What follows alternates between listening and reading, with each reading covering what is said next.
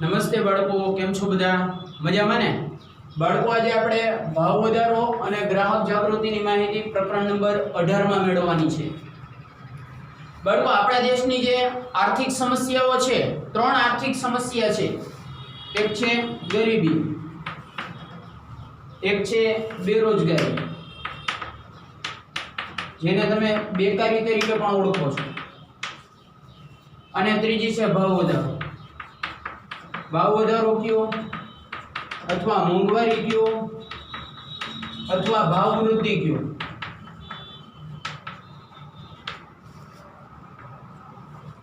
બધું એક જ છે. આર્થિક સમસ્યા એટલે બાળકો એવી સમસ્યા કે જે સમસ્યાના પાયામાં પૈસા રહેલા હોય, આવી સમસ્યાને આર્થિક સમસ્યા કહેવાય. હજી આમાં એક આવી શકે ભ્રષ્ટાચાર, એ આપણા દેશની ગંભીર આર્થિક સમસ્યા જ છે. એની માહિતી આપણે આ પ્રકરણમાં નથી મેળવવાની. આ પ્રકરણમાં આપણે એક આર્થિક સમસ્યાની જ માહિતી મેળવવાની છે. અને આજે બે આર્થિક સમસ્યા છે બાળકો, ગરીબી અને બેરોજગારી. આ બે આર્થિક સમસ્યાની માહિતી તમે પ્રકરણ નંબર 17 માં મેળવી ચૂક્યા છો. જે સમસ્યાના પાયામાં કે મૂળમાં પૈસા રહેલા હોય, વ્યક્તિ એની પાયાની જરૂરિયાત પૂરી નથી કરી શકતો. પાયાની જરૂરિયાત એટલે કઈ કઈ? ખોરાક, રહેઠાણ, વસ્ત્ર, આરોગ્ય અને શિક્ષણ. આ જરૂરિયાત પૂર્ણ એટલા માટે કરી નથી શકતો કે એની પાસે પૈસા નથી, એટલે એ ગરીબ છે. પછી બેરોજગારીની સમસ્યામાં શું હશે? તો કે બેરોજગારીની સમસ્યામાં વ્યક્તિની પાસે આવક નહીં હોય. અને છેલ્લી જે ભાવ વધારો, આ બેને ભૂલી જાવ. હમણાં આપણે આની માહિતી આ પ્રકરણમાં મેળવવાની છે. તો 3 આર્થિક સમસ્યા તમારે ધોરણ 10 માં અભ્યાસમાં આવશે: ગરીબી, બેરોજગારી અને ભાવ વધારો. એમાંથી આજે આપણે ભાવ વધારો અને ગ્રાહક જાગૃતિ બે ટોપિક એક જ ચેપ્ટરમાં લેવાના છે. પહેલા આની માહિતી મેળવશું. ભાવ વધારો અત્યારે આપણા દેશની ગંભીર મોંઘવારી કયો, ભાવ વધારો કયો કે ભાવ વૃદ્ધિ કયો, ગંભીર આર્થિક સમસ્યા છે. હવે જોઈએ શું કહે છે. સૌથી પહેલા ટોપિકમાં આપણે ભાવ વધારાનો અર્થ અને એના કારણો કે પરિબળો, કે ભાવ વધારા માટે કયા કયા કારણો કે પરિબળો જવાબદાર છે એની ચર્ચા કરીશું. પણ એના માટે એક બેઝિક નિયમ યાદ રાખી લ્યો બાળકો, મગજમાં ગોઠવી જ લેવાનો છે કે આજે વિવિધ વસ્તુઓનો ભાવ વધે છે અત્યારે આપણા દેશની અંદર, એનું એક બેઝિક પાયાનું માહિતી અહીંયા લખો છો. ચોપડીમાં એવી કોઈ માહિતી નથી આપી, પણ આ બેઝિક નિયમ છે. કયો છે? તો કે જ્યારે કોઈ પણ વસ્તુની માંગ વધુ હોય, જ્યારે કોઈ પણ વસ્તુની માંગ કેવી હોય? વધુ હોય, અને એ વસ્તુનો પુરવઠો ઓછો હોય, ક્વોન્ટિટી અને આ ડિમાન્ડ. પુરવઠો એટલે ક્વોન્ટિટી, જથ્થો. માંગ એટલે ડિમાન્ડ. માંગ કેવી હોય? વધુ હોય. પુરવઠો કેવો હોય? ઓછો હોય. એનું પરિણામ શું આવે?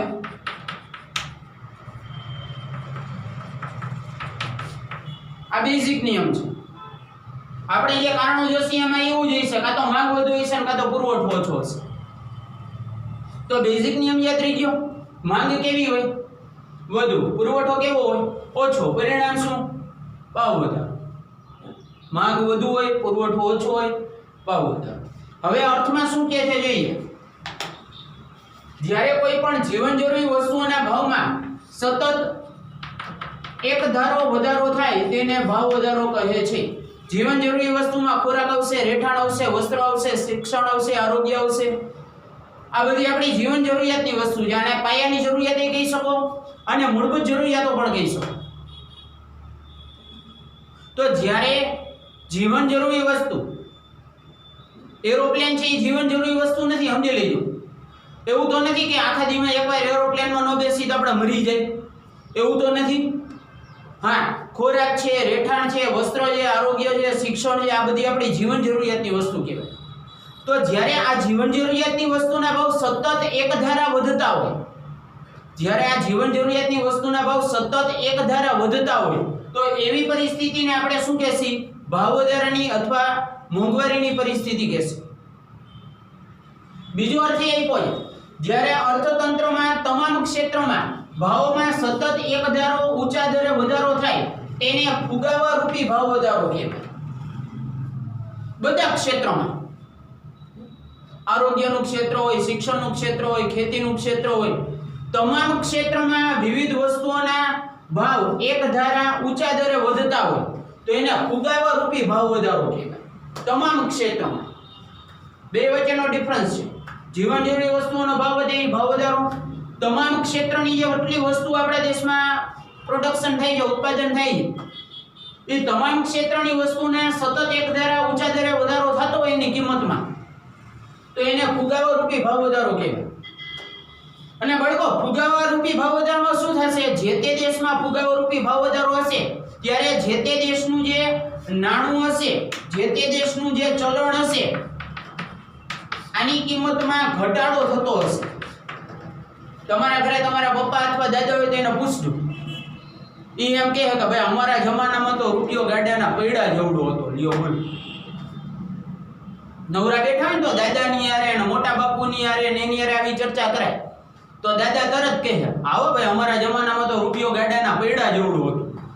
ગાડાના પૈડા જેવડો હતો એનો મતલબ એમ નહીં કે એની સાઈઝ એવડી હતી, પણ એની વેલ્યુ એવડી હતી. 1 રૂપિયા લઈને જાઓ એટલે ઘણી વસ્તુ આવતી ને. અત્યારે ડીમાર્ટમાં જાઓ તો એ જબલાને અલગથી રૂપિયા લે, બેગ જે આપે છે ને. તમારા દાદાનો પગાર પૂછવાનો, સ્ટાર્ટિંગ પગાર, એટલે તરત કહે 40 રૂપિયા, 48 રૂપિયા, 72 રૂપિયા, 122 રૂપિયા. તો તમને આશ્ચર્ય થવું જોઈએ કે 122 રૂપિયા પગાર મહિનાનો, અને એમાંય આખું ઘર આખો મહિનો ચાલે, અને એમાંય પાછી બચત થઈ. લ્યો બોલો. તો એ 122 રૂપિયામાંથી અત્યારે 22,000 પગાર હોય તો પૂરું નથી થતું. તો આ ફુગાવો કેટલો બધો આપણા દેશમાં વધી ગયો છે. તો ફુગાવો એવી પરિસ્થિતિ છે બાળકો કે જે દેશમાં ફુગાવો રૂપી ભાવ વધારો થતો હોય અમુક લિમિટ લગી ફાયદાકારક છે, પણ એક લિમિટ ક્રોસ કરી દેશે પછી એનાથી દેશને નુકસાન થશે. અને એક તબક્કો એ આવશે કે ભાઈ જે તે દેશનું નાણું કે ચલણ હોય એનું મૂલ્ય શૂન્ય થઈ જશે. ફુગાવા રૂપી ભાવ વધારો ખરાબ હોય એવું નથી કહેતો. ફુગાવા રૂપી ભાવ વધારો અમુક લિમિટ લગી ફાયદાકારક છે. આવું ઝિમ્બાબ્વેમાં થયું હતું બાળકો. ઝિમ્બાબ્વેમાં એટલો બધો ફુગાવો થઈ ગયો હતો કે અહીંયાના જે નાણું કે ચલણ હતું એનું વેલ્યુ શૂન્ય થઈ ગઈ હતી. પછી એની સરકારે કંઈક મેં કોઈક જગ્યાએ વાંચ્યું હતું કે 1 લાખ રૂપિયાની નોટ બહાર પાડી હતી થોડાક વર્ષો પહેલા ઝિમ્બાબ્વેમાં. તમે ઇન્ટરનેટમાં સર્ચ કરજો. અને 1 લાખ રૂપિયાની નોટ લઈને જાઓ ને એટલે બ્રેડનું પડીકું જ આવે. લ્યો વિચાર કરજો તો અહીંયાના નાણાંની વેલ્યુ શું રહી હશે. તો અર્થતંત્રમાં જ્યારે તમામ ક્ષેત્રના ભાવો સતત એક ધારા વધે તો એને ફુગાવા રૂપી ભાવ વધારો કહેવાય. અમુક લિમિટ લગી ફુગાવા રૂપી ભાવ વધારો દેશ માટે ફાયદાકારક છે. હવે તમને એમ થાય કે સાહેબ ભાવ વધારો કે ફુગાવા રૂપી ભાવ વધારો જે છે કઈ રીતના ફાયદાકારક, એનું એક ઉદાહરણ લઈએ આપણે, ચોપડીમાં નથી. હવે માની લો કે ભાઈ કોઈ પણ વસ્તુ બને છે. હવે એ કંપનીવાળા જ્યારે વસ્તુનો ભાવ વધારે, ઉદાહરણ તરીકે મોબાઈલ જ છે, હાલો સેમસંગ કંપનીનો મોબાઈલ છે. હવે સેમસંગ કંપનીના મોબાઈલના માલિકે વસ્તુનો ભાવ વધાર્યો તો એનો સૌથી પહેલો લાભ મળશે કોને? ધંધાના માલિકને. ભાવ વધારો કેવી રીતના ફાયદાકારક છે એ સમજાવું છું. સૌથી પહેલો લાભ કોને મળે? માલિકને મળે. માલિકને નફો વધશે. માલિકને ફાયદો કેવી રીતના થશે? નફો વધશે. નફો વધશે એટલે અહીંયા જે કર્મચારી કામ કરતા હશે કંપનીમાં એના પગારમાં શું થશે? વધારો થશે. એટલે ઈ જે ભાવ વધ્યો છે એ નફા સ્વરૂપે માલિક સુધી પહોંચશે, પગાર વધારા સ્વરૂપે કર્મચારી સુધી પહોંચશે, એટલે એની આવક વધશે. તો જો આ ફાયદાકારક છે. હવે ધંધાનો માલિક જો ભાવ વધારો જ ન કરે તો એનો નફો નહીં વધે, નફો નહીં વધે તો માલિક પગાર નહીં વધારે. તો આ જો ફાયદાકારક છે. તો હવે ભાવ વધારાના જે કારણો છે એમાંનું પહેલું કારણ આપણે જોઈએ. ભાવ વધારાના જે કારણો છે એમાંનું પહેલું કારણ આપણે જોઈએ. શું છે પહેલું કારણ? પહેલું કારણ છે નાણાંના પુરવઠામાં થયેલો વધારો. નાણાંના પુરવઠામાં જે વધારો થયો છે એ ભાવ વધારાનું પહેલું કારણ છે. નાણાંના પુરવઠામાં બાળકો 3 રીતે વધારો થશે.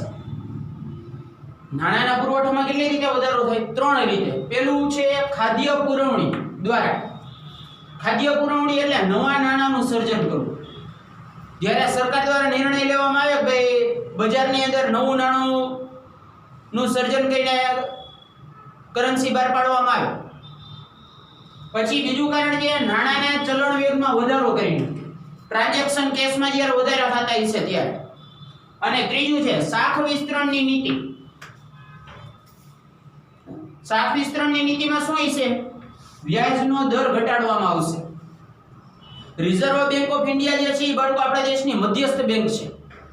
રિઝર્વ બેંક એ કોઈ બેંક નથી. એ પૈસા તમારા લેશે નહીં ને તમને લોન નહીં આપે. પણ આપણા દેશમાં જેટલી સરકારી બેંક છે, જેટલી પ્રાઇવેટ બેંક છે, જેટલી સહકારી બેંક છે, એના ઉપર કંટ્રોલ રાખવાનું કામ કરે છે RBI, reserve bank of India. આને વ્યાજ દર કેટલો રાખવાનો છે, કઈ બેંકે કેટલી લિમિટ રાખવાની છે, બધા નિર્ણય આરબીઆઈ લેશે.